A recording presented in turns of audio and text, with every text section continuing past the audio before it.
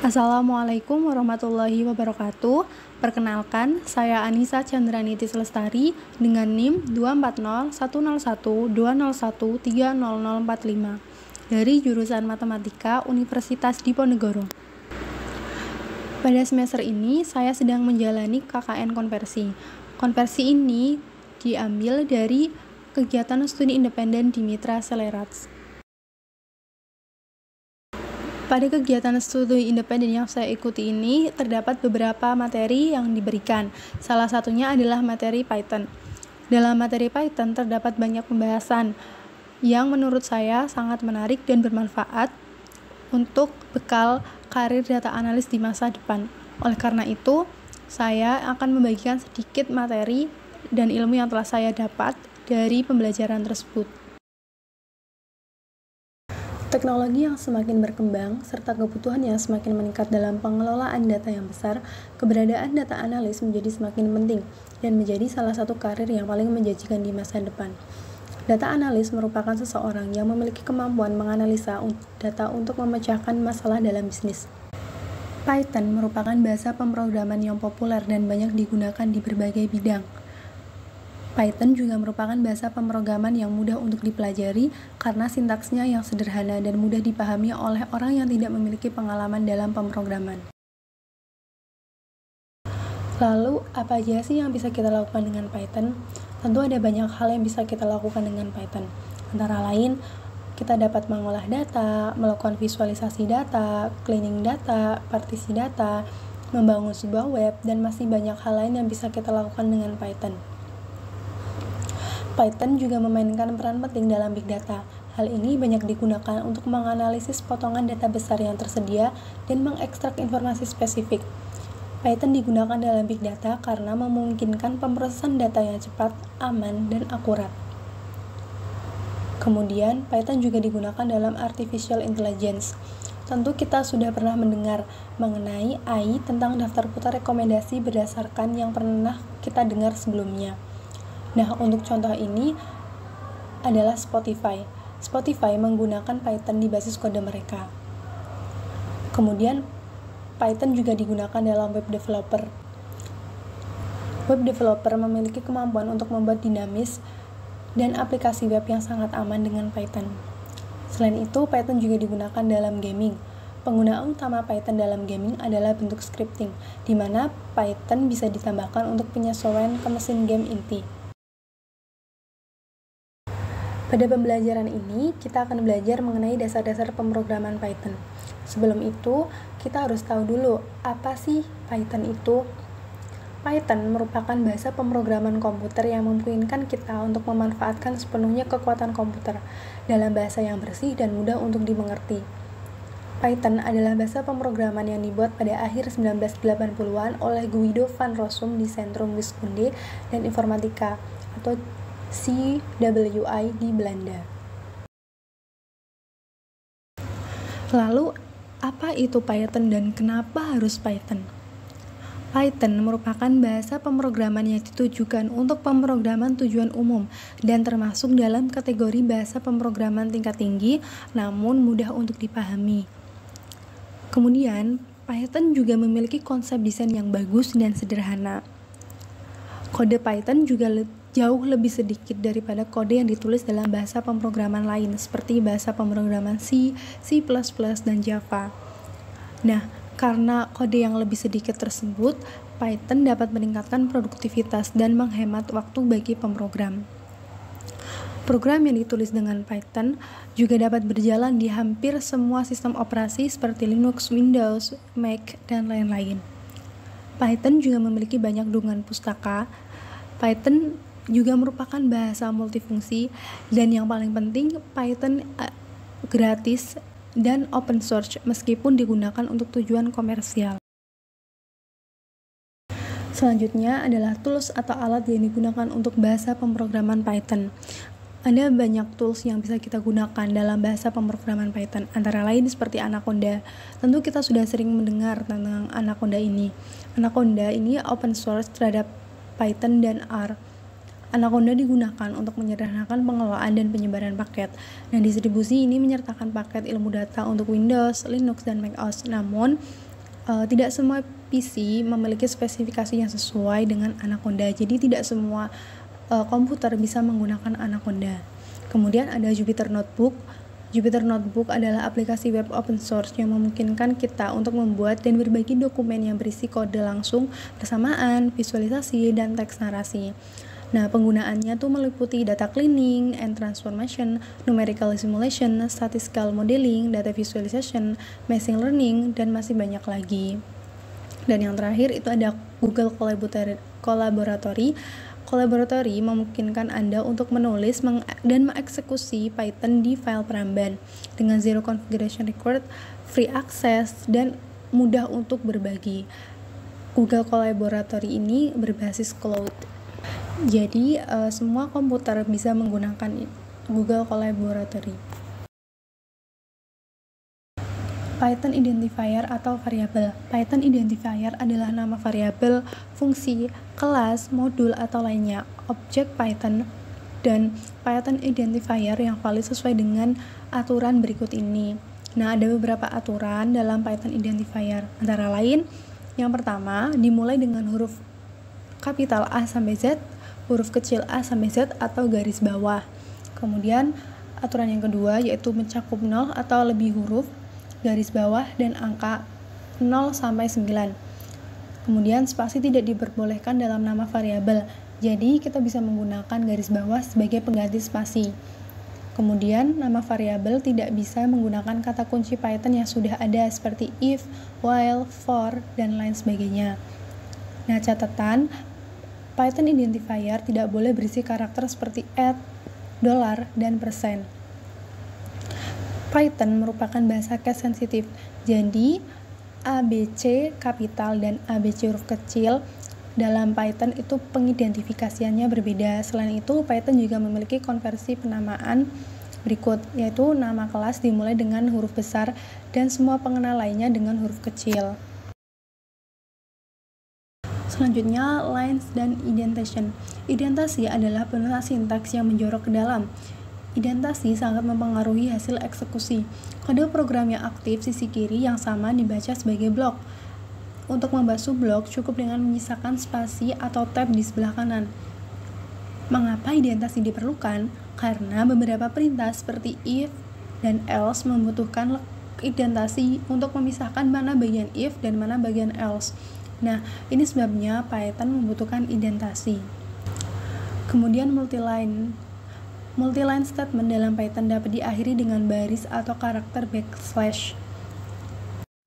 Oke, selanjutnya kita akan mencoba praktik menggunakan bahasa pemrograman Python.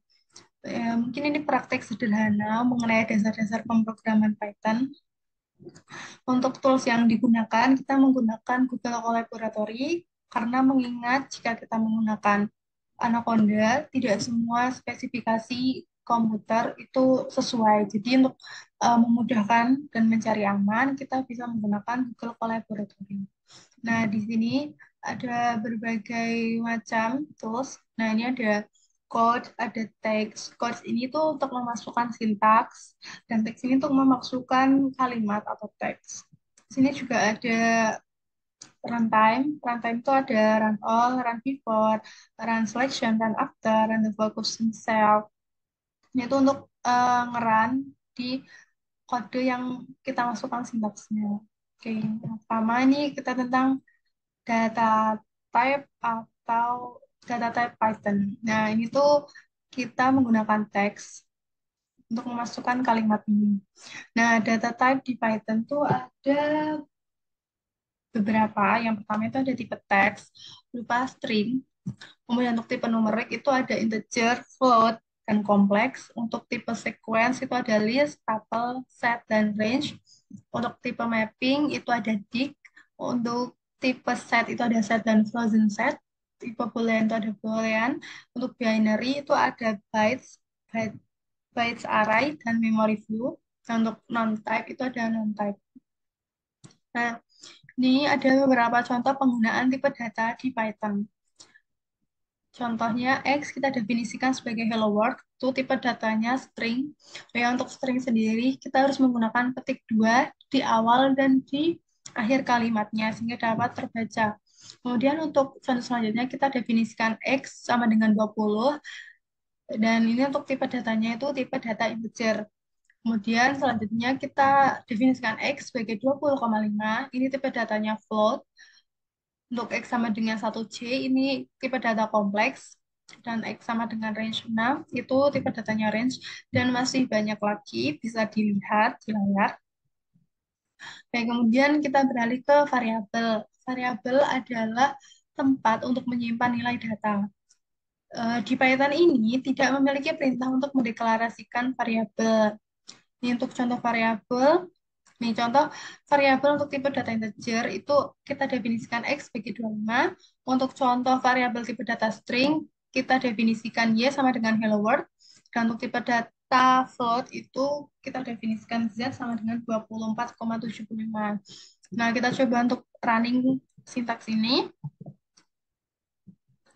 Nah, untuk menampilkan outputnya kita bisa menggunakan perintah print. Nah, untuk X ini tuh outputnya 25, untuk Y outputnya hello world, untuk Z itu outputnya 24,75 sesuai, dan untuk tipenya, untuk tipe data X itu integer, tipe data Y itu string, dan tipe data Z itu float. Oke, kemudian untuk menyimpan dua variabel menggunakan delimiter koma. Kita definisikan A, B itu 30, string Anissa Chandra Lestari. Untuk menampilkan A dan B, kita bisa menggunakan print A, B. Itu perintah untuk menampilkan variabel yang sudah terdefinisi dengan delimiter koma. Kemudian untuk eh, menampilkan tipe datanya, kita juga bisa menggunakan print type A, type B. Nah, kita coba running. Nah, diketahui ini untuk A, B itu 30 Anissa Chandra Lestari, untuk A itu 30, untuk B outputnya Anissa Chandra Lestari, dan untuk tipe A itu tipe data integer, dan tipe data B itu tipe data string. Hmm. Kemudian untuk contoh implementasi case sensitif. Case sensitif ini tuh contohnya huruf A besar dan A kecil itu memiliki makna yang berbeda di Python. Nah, contoh kita definisikan A kecil itu sama dengan satu, dan A besar kita definisikan sebagai string Anissa Chandra Lestari. Nah, kita bisa memunculkan variabel yang tersimpan pada A kecil itu menggunakan perintah print, dan juga pada variabel pada huruf A besar. Kita juga bisa mengetahui tipe data di A kecil dan juga tipe data di A besar dengan print type A atau A besar. Nah, kita running. Oh ya, untuk running kita bisa menggunakan ini, atau kita juga bisa menggunakan keyword ctrl enter. Nah, ini untuk output A kecil itu satu, output A besar itu Anissa Chandra Lestari, untuk tipe data A kecil itu integer, dan tipe data A besar itu string. Kemudian casting untuk melakukan konversi tipe data. Nah, di sini X kita definisikan sebagai string 3, Y integer 3, dan float 2, dan Z itu float 3. Nah, X ini akan menjadi string 3 atau 3, dan Y juga akan menjadi 3, dan X akan menjadi 3,0. Nah, kita bisa menggunakan perintah print untuk mengetahui output dari X, Y, dan Z, dan juga kita bisa mengetahui tipe data dari X, Y, dan Z. Nih, untuk X outputnya 3, untuk Y outputnya 3, dan Z itu outputnya 3,0. Tipe data X itu string, tipe data Y itu integer, dan tipe data Z itu float. Kemudian untuk range in Python, atau range di Python. Fungsi range ini tuh untuk digunakan untuk eh, sequence of number, mulai dari 0, dari default, dengan increment by 1 atau by default, dan stop before a specified number. Nah, jadi range ini tuh dimulai dari 0, dari default, dan berhenti sebelum angka yang kita masukkan. Contoh nih, fungsi range kita definisikan X sebagai range 6. Untuk N di X, untuk N yang ada di dalam variabel X, maka kita print N.